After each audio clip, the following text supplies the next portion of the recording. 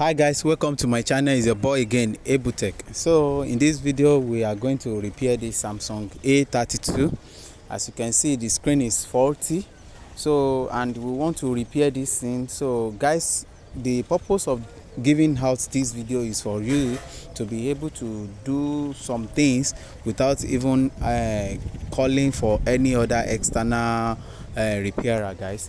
I want you to do this thing on your own. I want you to have the knowledge on your own, so that you will not be giving your money to, you not be wasting your money on something unnecessary, guys, so that you spend your money on something necessary.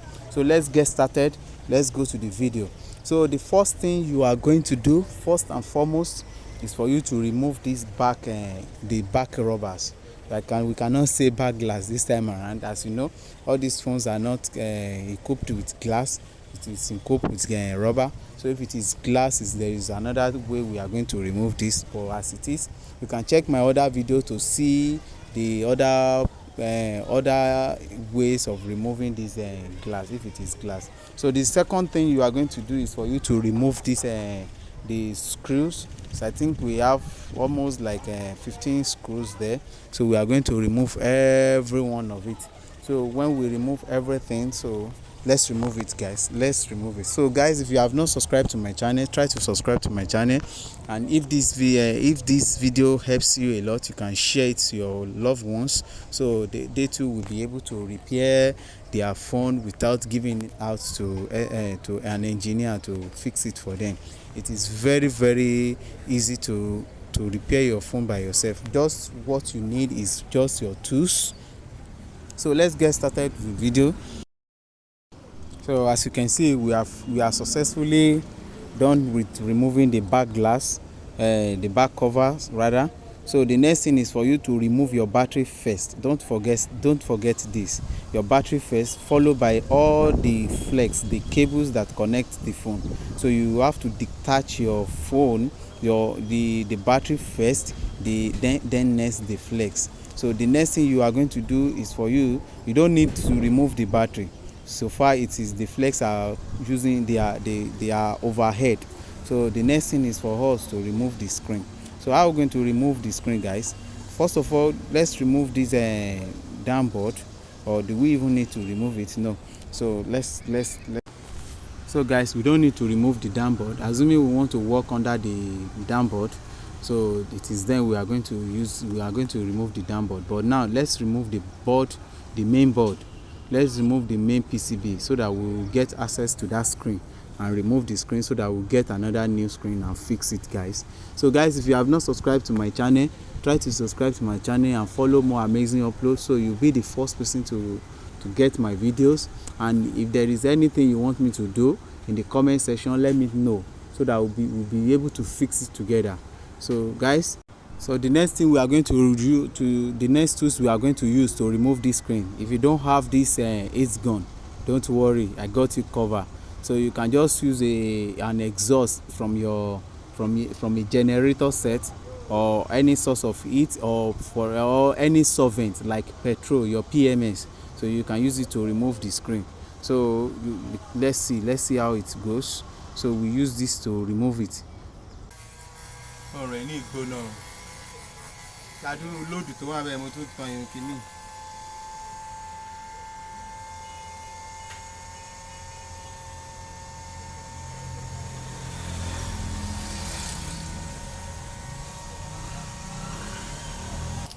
So due to the heat, the screen we were able to remove the screen. You can see everything is being removed totally. So guys, if you don't have the heat sink, the heat gun, you can use any other heat source, you know. So the good example is an exhaust from you can use a motorcycle exhaust, or generator set exhaust, or any you can apply a little heat, just little heat, it will remove. And if you don't have any heat source, you can use a solvent such as petrol, such as thinner, such as anything. Just use it. So and it will work fine. So that is it, guys. So look at it, check the videos, so you'll be able to see what we are saying. So guys, if you have not subscribed to my channel, try to subscribe to my channel. It's your boy again, AbleTechs. Thanks for watching. So if there is any problem, let me know in the comment section and follow the video. Thanks for watching.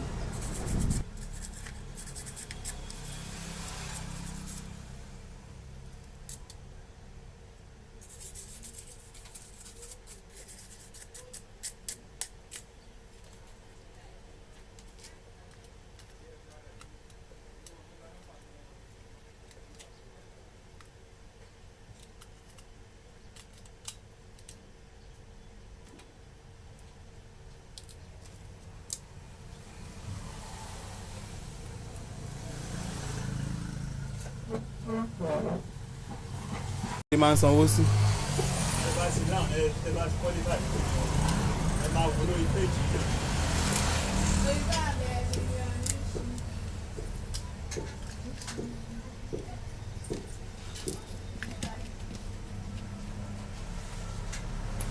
Àwọn kìíní ẹ̀ ò máa easy. Wọ́n ní láti ẹ̀ jàre. Báwọn èèyàn ń gbowó lórí ẹ̀ ní Nàìjíríà ń bí. Ṣé Facebook?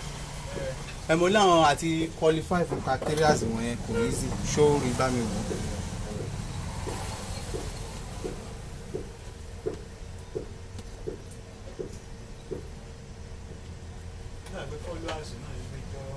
So I want 10,000.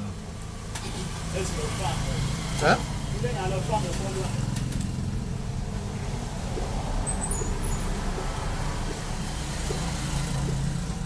YouTube ló criteria àwọn ló pọ̀ jù ló high. TikTok ló wá easy. Bọ̀ náà lè owó wọn kéré jù. Kéré jù àbí tó pọ̀ jù. Kéré jù. Ẹ bá ní 1 million view lórí TikTok lè máa fún yín bí ó pọ̀ jù wọ́n lè fún yín tó $50. But ẹ bá ní 1 million view lórí YouTube ṣó ń wò lórí YouTube ó kéré tán YouTube máa fún yín $1,000.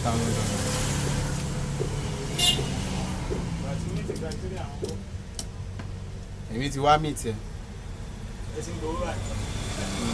But mi ní views.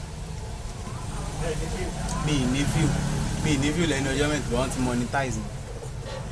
Wọ́n ti meet ẹ. Ó kàn máa ń pẹ́ ni bí a year and 3 months wọ́n fi meet ẹ. So mo yẹ ń wà báyìí wọ́n ṣáà ti san bí $32 fún mi. Ó kéré torí pé mi ó máa san sákàǹtì mi Wema Bank bí Google ni company ni. But minimum tó máa ń san jáde is $100 which is bí àwọn $50. Mo ní kán tó monetize wọ́n monetize mi ní 2 months ago, a year and 3 months. After a year and 3 months no monetize me. So $32 yẹn láàyè wọ́n ṣe bá ti $100 ní ẹ̀sán sáfẹ́. Gbogbo owó tí mo ti ń ṣe tẹ́lẹ̀tẹ́lẹ̀ wọn ò ní ṣírò ẹ̀ papọ̀. Gbogbo tí mò ń ṣe wọn ò ní ṣírò ẹ̀ tẹ́ bá ti monetize ọjọ́ náà bá ti monetize ní ó yẹ̀ṣẹ̀ bẹ̀rẹ̀ sí ní ka owó. So mi ní views lẹ́nu ọjọ́ mẹ́ta yìí ó ní ò tí jẹ́ kó wọ $100. So gbogbo ìwọ̀nba kékèké views tí mò ń view náà náà.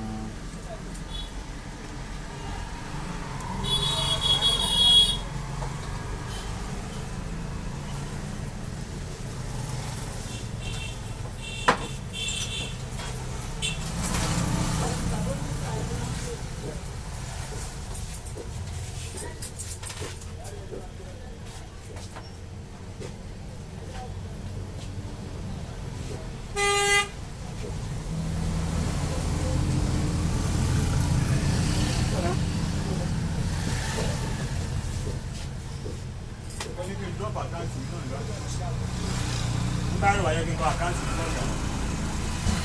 Káàtì wọn. Ọlọ́run lè fi sí ilé. Àbẹ́ ní báyìí písọ̀ ìṣẹ̀lẹ̀ ṣe lọ́la ilé máa ń dí lọ́wọ́ kọ́ lọ́n sọ sí ilé tí. Alágbọ̀n gbogbo nǹkan tó wà lákàtì ìyá wọ sákàtì ọ̀la lónìí. Ìyẹn náà dẹ̀ make sense o. Ìgbà bí àká ò wá o. Ṣé àti ilé nìyẹn? Báńkì náà ló ń lọ. Ìlú lẹ wọ́ sákàǹtì wọn. Ẹ lè fi jì wọ́n náà. Ẹ kúrò lórí owó lórí wá ní owó tẹ ẹ sẹ́ǹd.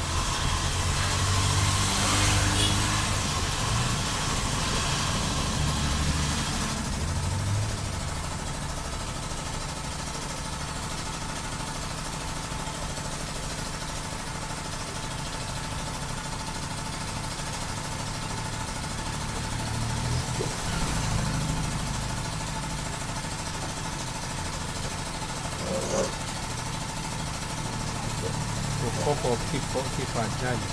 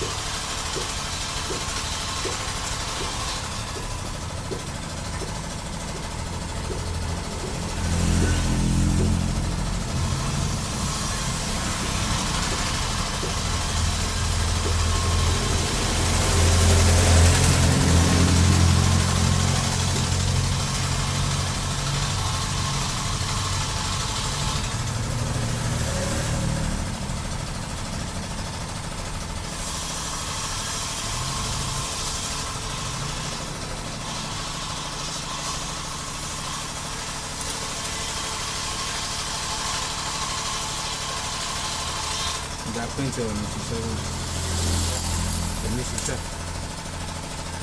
I will cover our original stuff.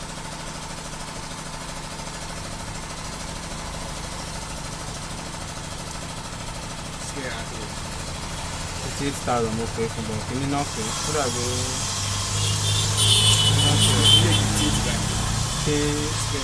Say like around 14,000. Would have paid for 20,000.